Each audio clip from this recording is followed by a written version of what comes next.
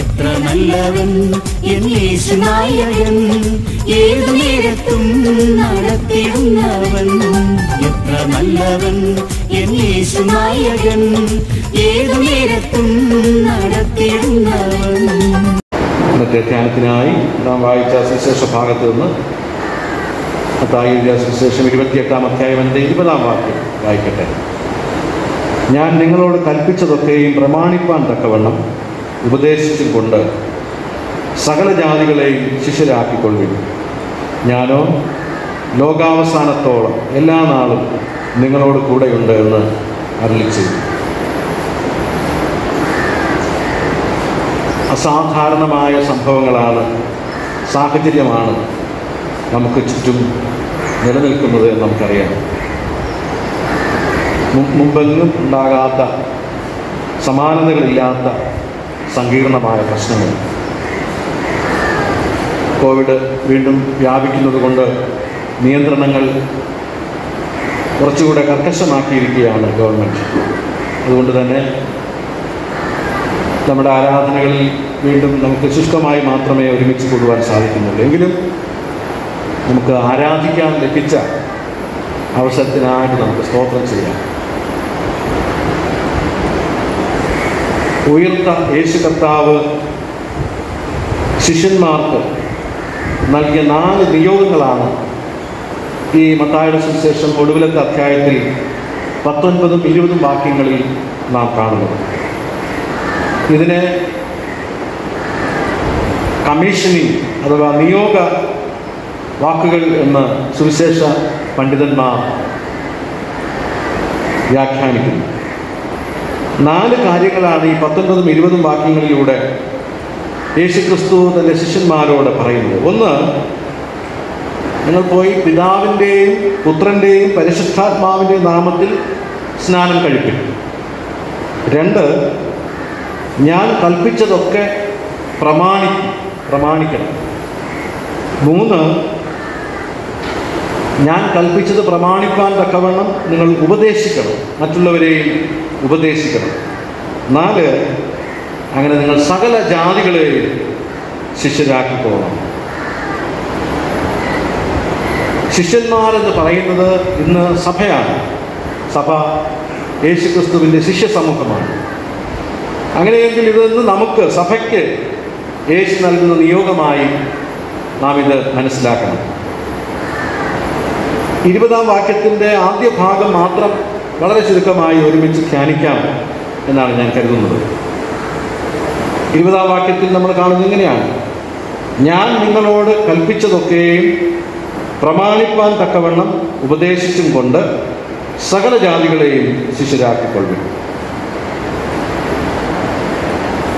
ഒരു അടുത്ത കാലത്ത് ഒരു വേദപുസ്തക പണ്ഡിതൻ ഈ ഭാഗം വ്യാഖ്യാനിച്ച ഒരു പുസ്തകം വായിക്കുവാനായിട്ട് ഈ വാക്യത്തിന് നല്ല ഒരു വ്യാഖ്യാനം അവിടെ വായിക്കുവാനായിട്ട് സാധിച്ചു. അവിടെ ഞാൻ കൽപ്പിച്ചത് പ്രമാണിക്കുക എന്നുള്ളതിന് അദ്ദേഹം കൊടുത്തിരിക്കുന്ന വ്യാഖ്യാനം സുവിശേഷത്തിൽ ജീവിക്കുക എന്നുള്ളതാണ്. യേശുക്രിസ്തു കൽപ്പിച്ചത് എന്താണ്? വചനം. വചനത്തിൽ ജീവിക്കുക, അത് പ്രമാണിക്കുക എന്നുള്ളതിന് ആ വചനത്തിന് അനുസരണമായി ജീവിക്കുക എന്നാണ് അർത്ഥമാക്കുന്നത്. വചനമല്ല, അതോ വചനമാകുന്ന സുവിശേഷത്തിൽ ജീവിക്കുക. ഉപദേശിക്കുക എന്നുള്ളതിന് അദ്ദേഹം പറയുന്നത് സുവിശേഷം പ്രഘോഷിക്കുക. ഇപ്പോൾ 2 കാര്യങ്ങളാണ് യേശു ഈ വാക്യത്തിലൂടെ ശിഷ്യന്മാർക്ക് ഇന്ന് എനിക്കും നിങ്ങൾക്കും സഭയ്ക്ക് നൽകുന്നത്. ഒന്ന്, സുവിശേഷത്തിൽ ജീവിക്കണം. 2, സുവിശേഷം പ്രഘോഷിക്കണം. ഈ സുവിശേഷം പ്രഘോഷിക്കാൻ നമുക്കറിയാം. ഞാനിപ്പോൾ ചെയ്തുകൊണ്ടിരിക്കുന്ന അത് തന്നെയാണ്. നിങ്ങളുടെ മുമ്പിൽ ഈ വചനം പ്രഘോഷിക്കുകയാണ്. പ്രഘോഷണങ്ങൾ കൊണ്ട് ഇന്ന് ശബ്ദമുഖരിതമാണ്. ഈ അടുത്ത കാലത്ത് നമ്മൾ ഈ കോവിഡിൻ്റെ നിയന്ത്രണങ്ങൾ കൊണ്ട് കൺവെൻഷൻ യോഗങ്ങൾ കുറഞ്ഞു. എങ്കിലും മാധ്യമങ്ങളിലൂടെ നമ്മൾ സുവിശേഷ പ്രഘോഷണങ്ങൾ ആവർത്തിച്ച് കേട്ടുകൊണ്ടേയിരിക്കുന്നു. സുവിശേഷം ഭാരതം മുഴുവനും ഇന്ന് പ്രഘോഷിക്കപ്പെടുന്നുണ്ട്. എന്നാൽ യേശു പറയുന്നത് നിങ്ങൾ ആദ്യം സുവിശേഷത്തിൽ ജീവിക്കണം, അതിനുശേഷം സുവിശേഷം പ്രഘോഷിക്കണം. Preaching and practising should be go together. നമ്മൾ പഠിപ്പിക്കുന്നതും പ്രസംഗിക്കുന്നതും നമ്മൾ പ്രവർത്തിക്കുന്നതും തമ്മിൽ ഒരു പൊരുത്തപ്പെടലുണ്ടാകണം. എന്താണ് സുവിശേഷത്തിൽ ജീവിക്കുക? പ്രഘോഷിക്കാൻ നമുക്കറിയാം, പ്രസംഗിക്കുക, അല്ലെങ്കിൽ വചനം പറഞ്ഞു കൊടുക്കുക, അത് നമുക്കൊരുപാട് അവസരങ്ങളുണ്ട്. സൺഡേ സ്കൂൾ, തിരുവചന പഠനങ്ങൾ, ബാലജനസഖ്യ, ഇതുപോലെ നമ്മൾ വചന പഠനങ്ങൾ നിരവധി ഈ നാളുകളിൽ കുഞ്ഞുങ്ങൾക്ക് നൽകിക്കൊണ്ടിരിക്കുന്നു. എന്നാൽ അത് എഫക്റ്റീവായി, അത് ഫലപ്രദമായി തീരാത്തത് എന്തുകൊണ്ടാണെന്ന് ചോദിച്ചാൽ നമ്മൾ സുവിശേഷത്തിൽ ജീവിക്കുന്നില്ല എന്നുള്ളതാണ്. ജീവിതവും നമ്മുടെ പ്രസംഗവും രണ്ടായി പോകുന്നു എന്നുള്ളതാണ്. അപ്പോൾ സുവിശേഷത്തിൽ ജീവിക്കുക എന്നുള്ളതിനെക്കുറിച്ച് ഈ പണ്ഡിതൻ പറയുന്ന 4 ചിന്തകൾ, 4 ആശയങ്ങൾ മാത്രം പറയുവാൻ ഞാൻ ആഗ്രഹിക്കുന്നു. ഒന്ന്, എങ്ങനെയാണ് ജീവിതം സുവിശേഷത്തിൽ ജീവിക്കുക? ഒന്നാമത്തെ കാര്യം, അദ്ദേഹം ഈ ഗ്രീക്ക് പദങ്ങളാണ് ഉപയോഗിച്ചിരിക്കുന്നത്. ഗ്രീക്ക് പദങ്ങൾ പറഞ്ഞാലേ അതിൻ്റെ പൂർണ്ണമായ അർത്ഥം, അതിൻ്റെ ശരിയായിട്ടുള്ള ഉപയോഗം നമുക്ക് മനസ്സിലാവും. എങ്കിലും അതിന് നമുക്ക് അർത്ഥം മലയാളത്തിൽ വ്യാഖ്യാനിക്കാം. എങ്കിലും അദ്ദേഹം പറഞ്ഞ ടൈറ്റിലുകൾ എന്ന് ഞാൻ പറയാം. ഒന്ന്, ലീഡ് ആൻ യൂക്കറിസ്റ്റിക് ലൈഫ്, ഒരു കൗദാശിക ജീവിതം നയിക്കുക. സുവിശേഷത്തിൽ ജീവിക്കുക എന്ന് പറഞ്ഞാൽ ഒന്നാമത്തെ കാര്യം ഒരു യൂക്കറിസ്റ്റിക് ജീവിതം നയിക്കുക എന്നുള്ളതാണ്. യൂക്കറിസ്റ്റിക് എന്ന് പറയുന്നത് നമ്മൾ സാധാരണ യൂക്കറിസ്റ്റ്, അത് ഈ തിരുവത്താഴത്തെയാണ് പറയുന്നത്, സാക്രമെന്തിനെയാണ് പറയുന്നത്. കർത്താവിൻ്റെ ശരീരത്തെയും രക്തത്തെയും കൈക്കൊള്ളുന്ന ആ ഒരു കൂദാശയാണ് നമ്മൾ യൂക്കറിസ്റ്റ് എന്ന് പറയുന്നത് ഗ്രീക്ക് ഭാഷയിൽ. അത് യൂക്കറിസ്റ്റിയ എന്ന ഒരു പദത്തിൽ നിന്നുണ്ടായതാണ്. ഈ യൂക്കറിസ്റ്റിയ എന്ന പദം, അതിൻ്റെ അർത്ഥം മലയാളത്തിൽ പറഞ്ഞാൽ കൃതജ്ഞതാനിർഭരരാകുക എന്നുള്ളതാണ്, കൃതജ്ഞതയോടെ ജീവിക്കുക എന്നുള്ളതാണ്. അപ്പോൾ കൃതജ്ഞതാനിർഭരമായ ജീവിതത്തെയാണ് ഇവിടെ യേശുക്രിസ്തു നിങ്ങൾ സുവിശേഷത്തിൽ ജീവിക്കണമെന്ന് പറയുന്നത് കൊണ്ട് ആദ്യമായി ഉദ്ദേശിക്കുന്നു. ജീവിതത്തിൽ സന്തോഷം വരാം, നൊമ്പരങ്ങൾ വരാം, എന്തൊക്കെ പ്രതിസന്ധികൾ വന്നാലും നമ്മൾ ദൈവസന്നിധിയിൽ നന്ദിയുള്ളവരായി, കൃതജ്ഞതയുള്ളവരായി ജീവിക്കണം എന്നുള്ളതാണ്. ഒരു ഭാഗം ഞാൻ നിങ്ങൾക്ക് വായിക്കാനായിട്ട് നൽകുകയാണ്. ഒരു ഹോംവർക്ക് നമ്മൾ വീട്ടിൽ പോയി, ഇപ്പോൾ നമുക്ക് ഇഷ്ടംപോലെ സമയമുണ്ട്, വായിക്കണം. 2 ദിനവൃത്താന്തം 6-ാം അധ്യായം. 2 ദിനവൃത്താന്തം 6-ാം അധ്യായം പഴയ നിയമത്തിൽ. അവിടെ നമ്മൾ കാണുന്നത് യെരുശലേം ദൈവാലയം നിർമ്മിച്ചതിന് ശേഷം ശലോമോൻ തൻ്റെ 2 കൈകളും ഉയർത്തി ദൈവത്തോട് പ്രാർത്ഥിക്കുകയാണ്. അപ്പോൾ ആലയത്തിൽ ധാരാളം ആളുകൾ വന്ന് പ്രാർത്ഥിക്കുന്നുണ്ട്. ഇന്ന് നമ്മൾ കാണുന്ന, നമ്മൾ അഭിമുഖീകരിക്കുന്ന എല്ലാ പ്രശ്നങ്ങളും അന്നും ശലോമോൻ്റെ കാലത്ത് ജനങ്ങൾ അഭിമുഖീകരിക്കുക. രോഗങ്ങളും ബുദ്ധിമുട്ടുകളും പ്രയാസങ്ങളും ഒക്കെ അവർ പേറിക്കൊണ്ടാണ് ദൈവാലയത്തിൽ വന്നത്. അപ്പോൾ ദൈവാലയത്തിൽ ഇരുന്നു കൊണ്ട് അവർ മുറുമുറുക്കുകയല്ല, അവർ ദൈവത്തിന് സ്തോത്രം അർപ്പിക്കുകയാണ്. ദൈവാലയം തന്നതിനായിട്ട് ദൈവത്തെ സ്തുതിക്കുകയാണ്. ശലോമോൻ അതിന് നേതൃത്വം കൊടുക്കുകയാണ്. എന്താണ് അതിലൂടെ സംഭവിച്ചത്? അടുത്ത അധ്യായം 2 ദിനവൃത്താന്തം 7-ാം അധ്യായത്തിൽ നമ്മൾ കാണുന്നു. ആദ്യം 1-ാം വാക്യം തന്നെ കാണുന്നു. ദൈവ തേജസ് അവിടെ ഇറങ്ങുകയാണ്, പ്രകാശിക്കുകയാണ്. പിന്നെ അവരുടെ ജീവിതത്തിൽ മാറ്റം സംഭവിക്കുകയാണ്. അപ്പോൾ ആരാധനാലയം, ദൈവാലയം എന്ന് പറയുന്നതാണ് ഈ സാക്രമെന്റ് അഥവാ യൂക്കറിസ്റ്റ് നമുക്ക് അനുഭവിക്കാൻ കഴിയുന്ന സ്ഥലം. മാത്രമല്ല ദൈവത്തിന് സ്തോത്രം അർപ്പിക്കുന്ന സ്ഥലവും ദൈവാലയമാണ്. അപ്പോൾ അതുകൊണ്ട് ദൈവാലയം എന്ന് പറയുന്നത് നമ്മുടെ ജീവിതത്തിൻ്റെ ഒരു ഭാഗമാണ്. ദൈവാലയത്തിൽ ജീവിക്കുക, ദൈവാലയത്തിൻ്റെ അനുഭവത്തിൽ ജീവിക്കുക എന്നാണ് സുവിശേഷത്തിൽ ജീവിക്കുക എന്നുള്ളതുകൊണ്ട് അർത്ഥമാക്കുന്നത്. ജീവിതത്തിൻ്റെ കേന്ദ്രം ദൈവാലയമാണ്. ശാശ്വതമായൊരു സമാധാനം നമുക്ക് ആവശ്യമാണ്. പഴയ നിയമത്തിലൊരു ചെറിയ പുസ്തകമാണ് രൂത്തിൻ്റെ പുസ്തകം. അത് നിങ്ങൾ വായിക്കണം. നമുക്കെല്ലാം അറിയാവുന്ന കാര്യം തന്നെയാണ്. അവിടെ എലിമേലക്കും നവോമിയും അവരുടെ മക്കളും ആയിട്ട് അവർ യഹൂദ്യയിലെ ബത്ലഹേമിൽ നിന്ന് ദൈവത്താൽ ശപിക്കപ്പെട്ട മോവാബിയയിലേക്ക് പോവുകയാണ്. യഹൂദ്യയിൽ നിന്ന് മോവാബിയയിലേക്ക് പോവുകയാണ്. അവരെവിടെ നിന്ന് എവിടെ പോകുന്നു എന്ന് ചോദിച്ചാൽ ബത്ലഹേം എന്ന് പറയുന്നത്, യഹൂദ എന്ന് പറയുന്നത് സ്തുതി എന്നാണ് അതിൻ്റെ അർത്ഥം. യഹൂദ എന്ന വാക്കിൻ്റെ അർത്ഥം സ്തുതിയാണ്.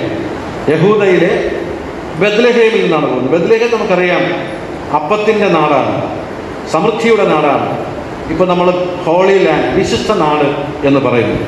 അപ്പം അങ്ങനെയെങ്കിൽ അവർ സ്തുതിയും വിട്ട് ദൈവം തരുന്ന യൂക്കരിസ്റ്റ്, ദൈവം തരുന്ന തിരുവത്താഴ് സാക്രമന്തുകളും വിട്ട് എവിടെ പോവുകയാണ്? മോവാബ്യ ദേശത്തേക്ക് പോകും. മോവാബ്യ എന്ന പദത്തിൻ്റെ അർത്ഥം ശപിക്കപ്പെട്ട പട്ടണം എന്നാണ്. അപ്പോൾ അനുഗ്രഹത്തിൻ്റെ ഭവനത്തിൽ നിന്ന് ഈ എലിമേലക്കും കുടുംബം പോകുന്നത് എവിടെയാണ്? ശാപഗ്രസ്തമായ ഒരു സ്ഥലത്തിലേക്കാണ്. അവിടെ പോയതുകൊണ്ട് അവർക്ക് എന്ത് സംഭവിച്ചു? നമ്മൾ നോക്കുമ്പോൾ അവരുടെ പട്ടിണി തീർന്നു, അവർക്ക് ആഹാരം കിട്ടി. പക്ഷേ ജീവിതത്തിൽ ദുരന്തങ്ങൾ ഒന്നിനു പിറകെ ഒന്നായി വരികയാണ്. ആ ഭാഗം നമുക്കറിയാമല്ലോ. എലീമേലക്ക് മരിക്കുന്നു, മക്കളായ മഹ്ലോനും കില്യോനും മരിക്കുന്നു, മരുമക്കളിൽ ഓർപ്പ വിട്ടുപോകുന്നു. അങ്ങനെ നവോമിയും രൂത്തും മാത്രം അവശേഷിക്കുന്നു. ഇന്ന് മനുഷ്യന് സംഭവിച്ചിരിക്കുന്ന അപജയം അതുതന്നെയാണ്. ആലയവും സ്തുതിയും സ്തോത്രവും വിശുദ്ധിയും ഒക്കെ വിട്ടിട്ട് ആഹാരത്തിന് വേണ്ടി, ഭൗതിക ആഹാരത്തിന് വേണ്ടി, സമ്പത്തിന് വേണ്ടി മോവാബിയയിലേക്ക് പോവുകയാണ്. ശപിക്കപ്പെട്ട സ്ഥലങ്ങളിലേക്ക് മനുഷ്യൻ പോയിക്കൊണ്ടിരിക്കുകയാണ്. ആലയം വിട്ട് സമ്പത്തിൻ്റെ പിറകെ പോവുകയാണ്. ഇന്നൊരു പക്ഷേ നമുക്കുണ്ടായിരിക്കുന്ന ഈ ദുരന്തങ്ങളുടെ പിറകെയുള്ള ദുരന്തങ്ങളെല്ലാം അതിൻ്റെ കാരണം എന്താണെന്ന് ചോദിച്ചാൽ ഈ രൂത്തിൻ്റെ, ഈ നവോമിയുടെ ജീവിതത്തിൽ സംഭവിച്ച ദുരന്തം തന്നെയാണ്. ഒടുവിൽ നമ്മൾ കാണുന്നു, തിരിച്ചവരെപ്പോഴാണോ അവരുടെ പിതൃഭവനത്തിൽ എത്തിയത് അപ്പോഴാണ് അവർക്ക് സന്തോഷം വരുന്നത്. അപ്പോൾ ഈ നവോമി പറയുന്ന ഒരു ഭാഗം ആ വേദപുസ്തകം നമ്മൾ വായിക്കുന്നു. അവർ പറയുകയാണ്, ഇനി എന്നെ നിങ്ങൾ നവോമി എന്ന് വിളിക്കരുത്. കാരണം നവോമി എന്ന വാക്കിൻ്റെ അർത്ഥം സന്തോഷമെന്നാണ്. നിങ്ങളെന്നെ മാറ എന്ന് വിളിക്കണം. മാറ എന്ന് പറഞ്ഞ കയ്പാണ്. അപ്പോൾ എൻ്റെ സന്തോഷങ്ങളൊക്കെ പോയി കഴിഞ്ഞിരിക്കുകയാണ്, ഞാനിപ്പോൾ കയ്പിൻ്റെ അനുഭവത്തിലാണ്. നമ്മൾ ഒരുപക്ഷെ സന്തോഷങ്ങൾ നമ്മളിൽ നിന്ന് അകന്നു പോയിക്കൊണ്ടിരിക്കുകയാണ്. കയ്പിൻ്റെ അനുഭവങ്ങളാണ് നാം ഓരോരുത്തരും ജീവിതത്തിൽ നിന്ന് വെച്ചു പുലർത്തുന്നത്. അങ്ങനെയാണെങ്കിൽ നമ്മൾ ഓർക്കണം, നമ്മൾ ഈ അപ്പത്തിൻ്റെ നാട്ടിലേക്ക്, സ്തുതിയുടെ നാട്ടിലേക്ക് എന്ന് പറഞ്ഞാൽ ദൈവാലയത്തിലേക്ക്, ആരാധനകളിലേക്ക് നാം മടങ്ങി വരണം. സുവിശേഷം കൃതജ്ഞതാനിർഭരമായ ഒരു ആരാധനയാകണം എന്ന് ഇവിടെ ഒന്നാമതായി നമ്മൾ വേദപുസ്തകത്തിൽ കാണുകയാണ്. സ്തുതി ദൈവത്തിന് അനിവാര്യമാണോ എന്ന് നമ്മൾ ചോദിക്കും. ഒരുപക്ഷെ ദൈവം നമുക്ക് അനുഗ്രഹങ്ങൾ തന്നിട്ട് ദൈവം സ്തുതി നമ്മിൽ നിന്ന് സ്വീകരിക്കാനായിട്ട് ആഗ്രഹിക്കുന്നുവെങ്കിൽ അപ്പോൾ ദൈവം സ്വാർത്ഥനല്ലേ? ദൈവം സ്വയം പ്രശംസ ആഗ്രഹിക്കുന്ന ആളല്ലേ എന്നൊക്കെ നമുക്ക് തോന്നാം. അങ്ങനെ വിമർശിക്കുന്ന ആളുകളുണ്ട്. എന്തിനാണ് ദൈവത്തെ നമ്മൾ സ്തുതിക്കുന്നത്?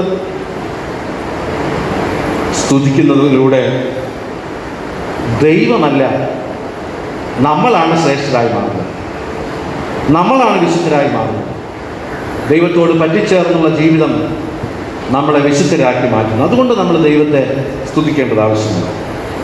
രണ്ടാമത് അദ്ദേഹം ഗ്രീക്കിൽ പറയുന്ന ഈ സുവിശേഷത്തിൽ ജീവിക്കുന്നത് എങ്ങനെയെന്ന് ചോദിച്ചാൽ ഒരു ഡയക്കോണൽ ലൈഫ് സ്വീകരിക്കുക എന്നുള്ളതാണ്.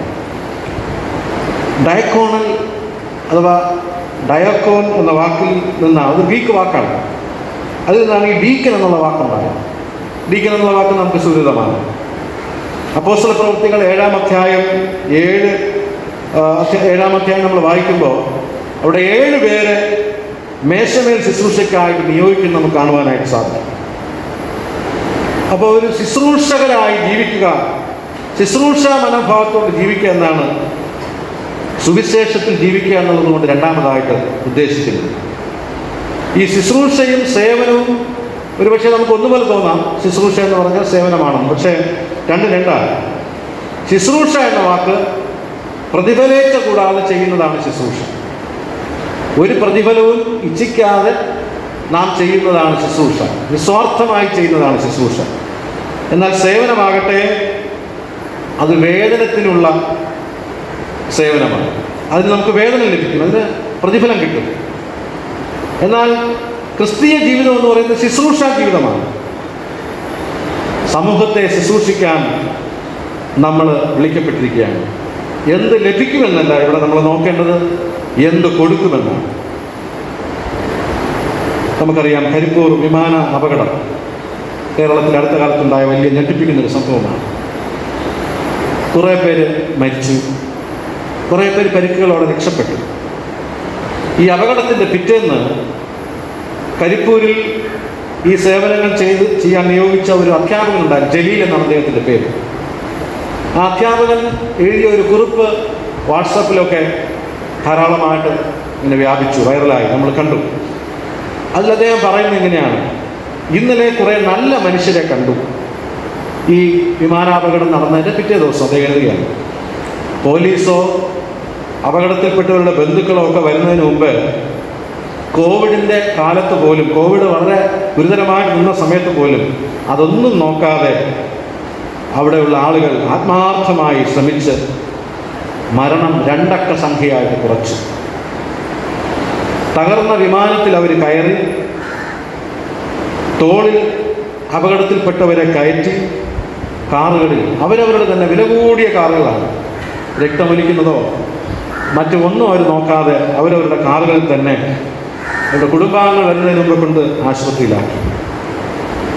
എന്നിട്ട് അദ്ദേഹം പറയുന്നു, പിറ്റേ ദിവസം അദ്ദേഹം കണ്ടൊരു കാഴ്ചയെക്കുറിച്ച് പറയുകയാണ്. ആശുപത്രിയിൽ ഒരു മധ്യവയസ്കൻ ഒരു കയ്യിൽ ചായ ഫ്ലാസ്കും മറ്റൊരു കയ്യിൽ കഞ്ഞിയുടെ പാത്രവുമായിട്ട് ആശുപത്രിയിൽ ഓടി നടക്കുകയാണ്. ആർക്ക് വേണം, ആർക്ക് വേണം, ഇതിൻ്റെ ഭാര്യ തന്നു വിട്ടതാണ്, ഈ കഞ്ഞി ആർക്ക് വേണം, ചായ ആർക്ക് വേണം.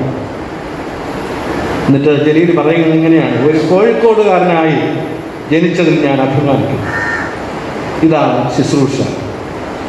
നമുക്കെന്ത് തിരിച്ചു കിട്ടുമെന്നല്ല, നമ്മൾ ഒരുപക്ഷെ രോഗികളാകും, അല്ലെങ്കിൽ നമ്മൾ വേദനിക്കും, നമുക്ക് മുറിവുകളുണ്ടാകുമെന്നല്ല, മറ്റുള്ളവരുടെ മുറിവ് സുഖപ്പെടുത്തുന്ന ശുശ്രൂഷ.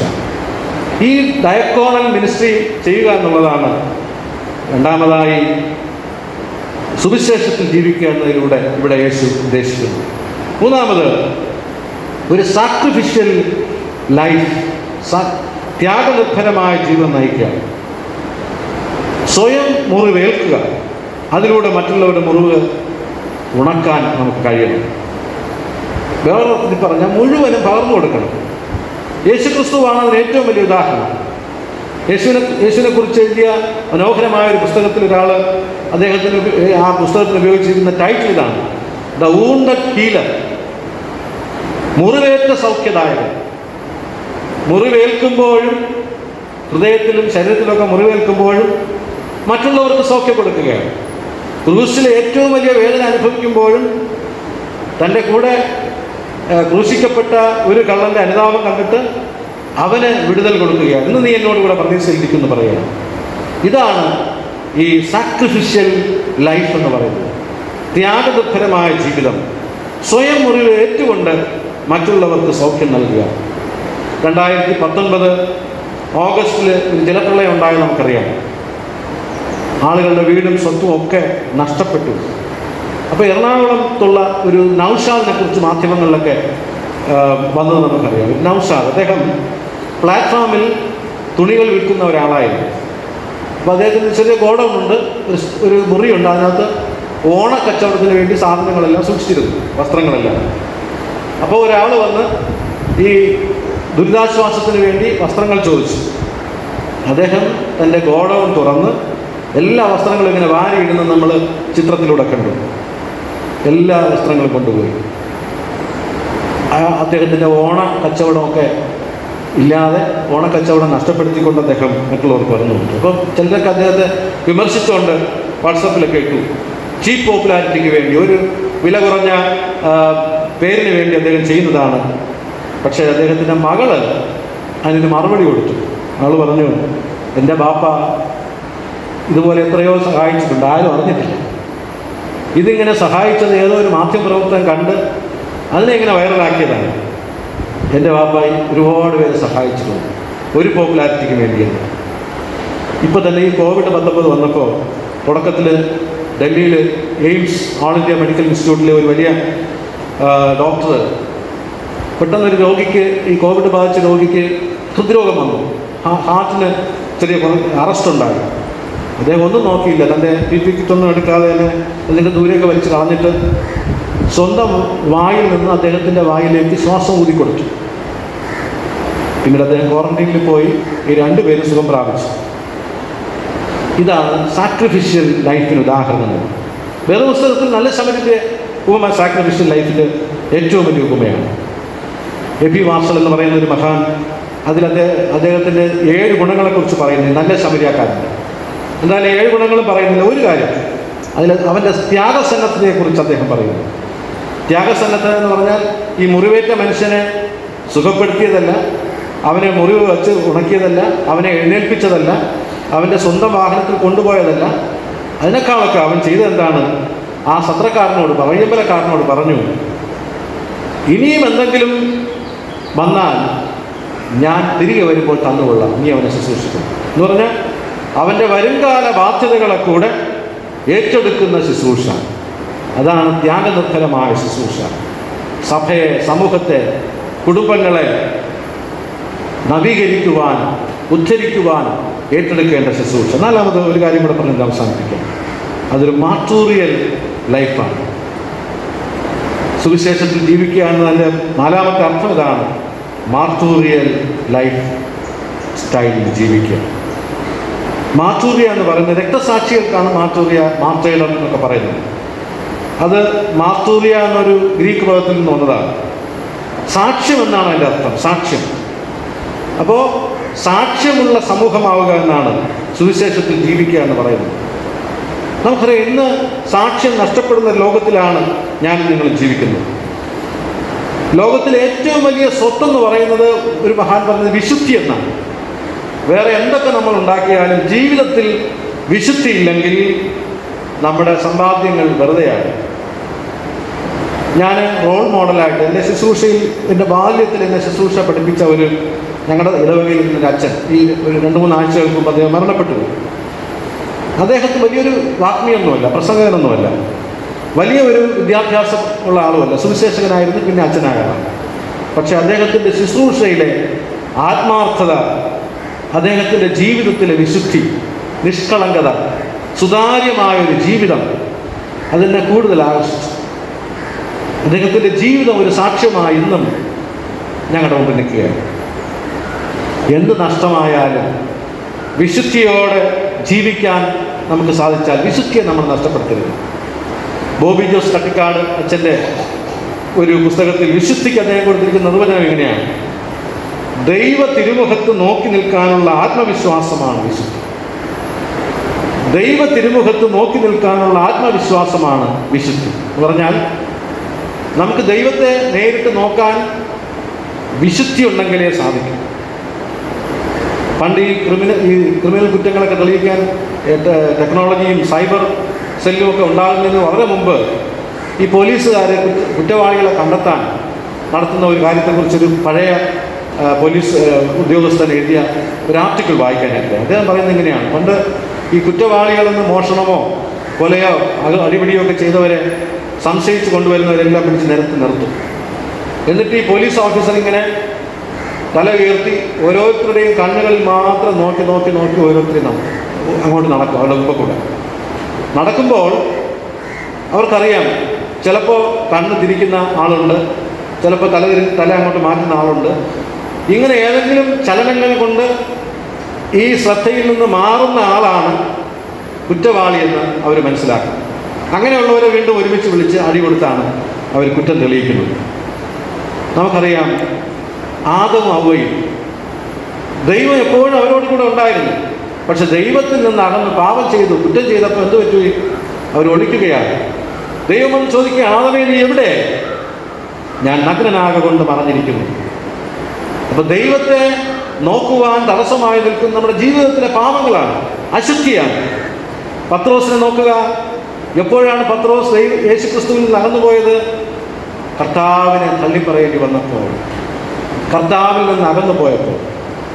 അതുകൊണ്ട് പ്രിയമുള്ളവരെ, നമ്മൾ പ്രഘോഷിക്കുന്ന വചനം, ആ വചനത്തിൽ ആദ്യം നമ്മൾ ജീവിക്കണം. എങ്ങനെ ജീവിക്കണം? ഒരു കൃതജ്ഞതാ സമൂഹമായി, ആരാധനാ സമൂഹമായി, ഒരു ശുശ്രൂഷ സമൂഹമായി, ഒരു ത്യാഗ സമൂഹമായി, ഒരു സാക്ഷ്യ സമൂഹമായി. അങ്ങനെ ജീവിച്ചാൽ തീർച്ചയായും കർത്താവിനെ നമുക്ക് മനസ്സിലാക്കാനും ഇന്നത്തെ പ്രതിസന്ധികൾ നീങ്ങിപ്പോകുവാനും സാധിക്കും. അതിന് ദൈവത്തിൻ്റെ ആത്മാവ് ഈ ചിന്തകളിലൂടെ നമ്മെ സഹായിക്കട്ടെ. ആമേൻ.